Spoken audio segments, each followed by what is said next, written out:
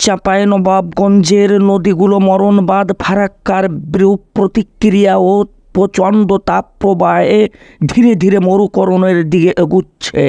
প্রচণ্ড তাপপ্রবাহে এখন এক সময়ের খরস্রোতা মহানন্দা ধুধু মরুভূমি পানি শূন্য বলাও যেতে পারে। চাঁপাইনবাবগঞ্জ জেলার ভোলাহাট উপজেলার মধ্য দিয়ে বাংলাদেশে প্রবেশ করে মহানন্দা নদী রাজশাহীর গোড়াগাড়ি উপজেলায় পদ্মার সঙ্গে মিলিত হয়েছে। চাঁপাইনবাবগঞ্জ জেলা শহরটি মহানন্দা নদীর তীরে অবস্থিত। মহানন্দা নদী ভারত ও বাংলাদেশের একটি নদী।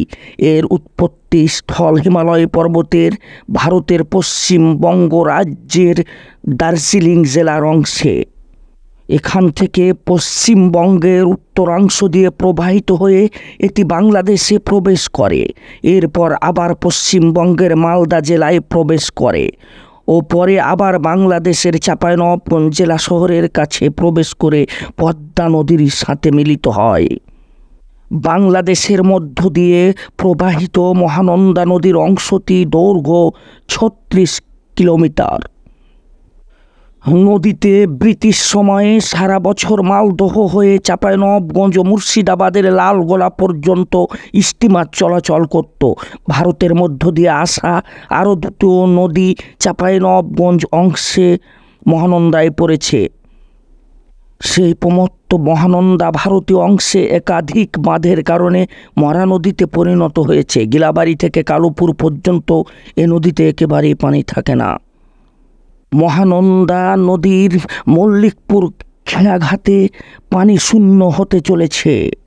নদীতে গোসল করার মতো পানি না থাকায় দুই পারের মানুষকে নির্ভর করতে হচ্ছে নলকূপের ওপর।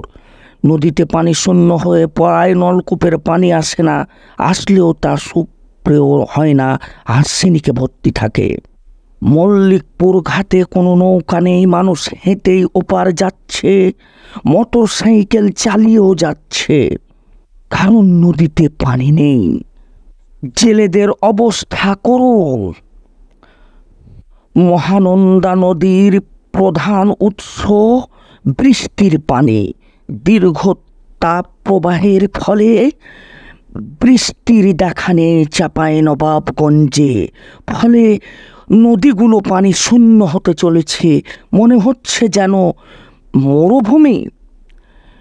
আর কিছুদিন বৃষ্টির দেখা না মিললে নদীতে পানিই থাকবে না।